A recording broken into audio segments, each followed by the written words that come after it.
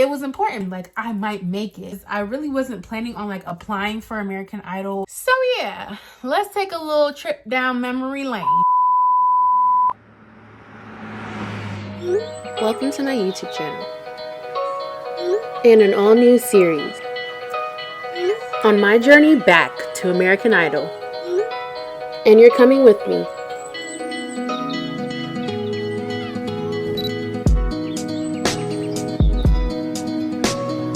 Hello guys, and welcome back to my YouTube channel. It is your girl, Hawa Mansaray, and I'm back at it again with another video. Welcome back to my channel, guys. If you are coming back just because you support, thank you so much for the support. If you're new here, please go ahead and subscribe down below because I'm actually starting a new series.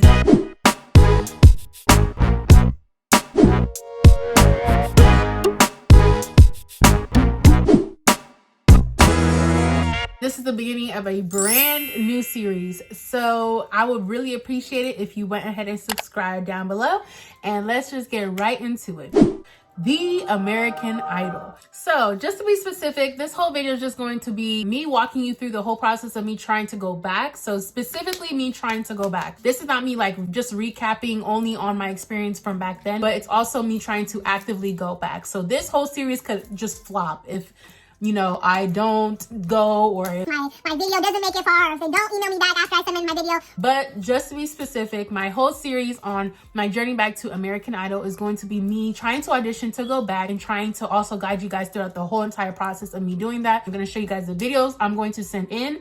So let me just give you guys some context here. I went to American Idol back in 2018, I believe. They came to my city here in Columbus, Ohio. It was held in downtown. There was a big line, you know, for anyone to come and audition. It wasn't like a special exclusive thing or anything like that.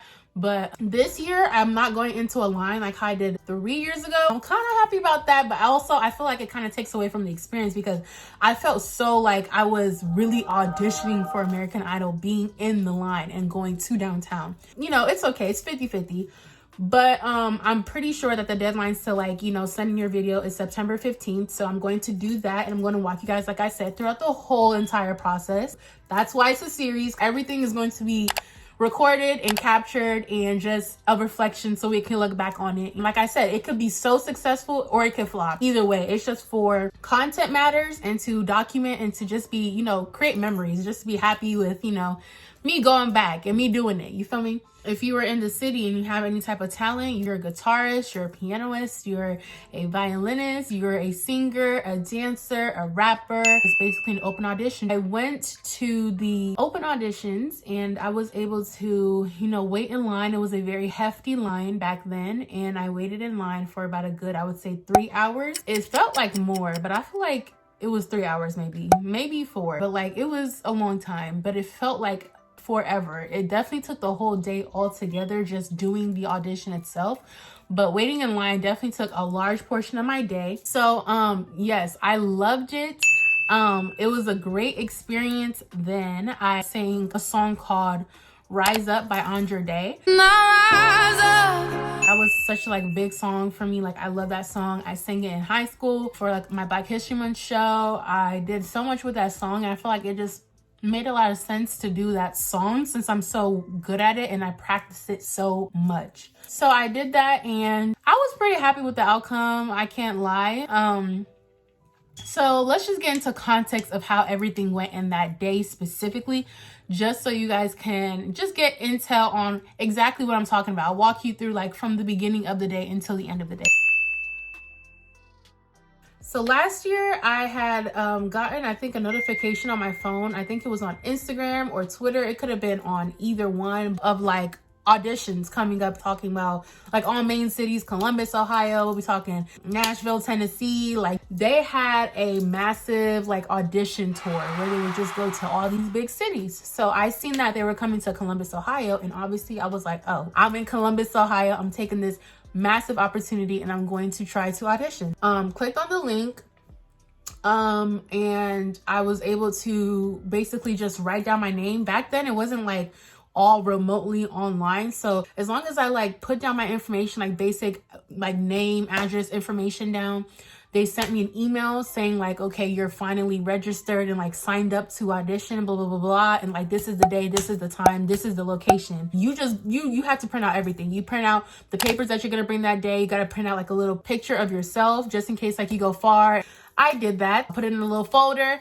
I was good to go. So then after that, I was just basically waiting on the day to come. I'm still in college, obviously. It was 3 years ago, so that was 2018. I was probably like a sophomore in college. I was ready. I was just happy. I was excited. I was obviously practicing like crazy. I would try to sing it in different octaves. I would try to warm up. So I would like look up videos of like warming up so I can like warm up my voice. But singing is just very like, you know, it's very respiratory. So I was just doing a lot of that.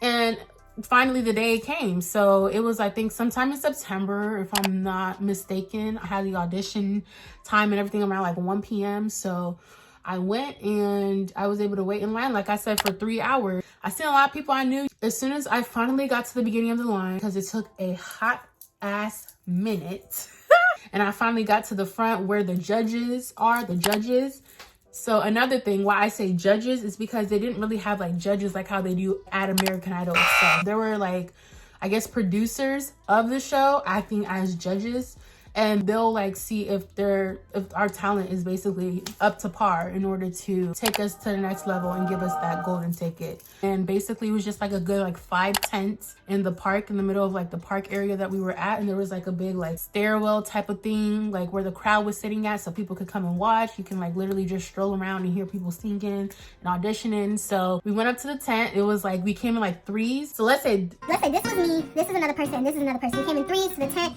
This person would sing, they would stop. This person would sing, they would stop, and then I would sing and I would stop. And that's literally how it went. So I was the last one to sing, and we had like a really tough, I feel like, producer, because she wasn't making no type of facial expressions. I feel like everything else leading up to the audition made it so much of the moment than the actual moment, if that makes sense. So it was kind of like, you know, it's not about the destination, it's about the journey. Like, that was definitely American Idol in a nutshell. If I would have based like my whole entire experience on the actual like, you know, audition part of it, it was nothing. But me getting ready, me doing my makeup, me like, you know, practicing the song, me getting so hyped and telling everybody about it, and just everyone's support back then, I definitely loved the lead up to it more than the actual part of auditioning. I would totally recommend, you know, going if you haven't, if you feel like this is your passion. Just a quick story. Last year I went and I dressed up in fully, I mean, it doesn't really matter or pertain anything specific to the story, but just about me and how I represented myself. Last year I went fully clothed in African clothes. Some people probably just be like, okay, whatever, you just wear African clothes. It's clothes at the end of the day. But it was important because, one, I put it in my mind that if I do make it, so that's already a good start, because I'm already putting it in my mind like I might make it. So I'm already putting it in my mind and I have the capability to do that.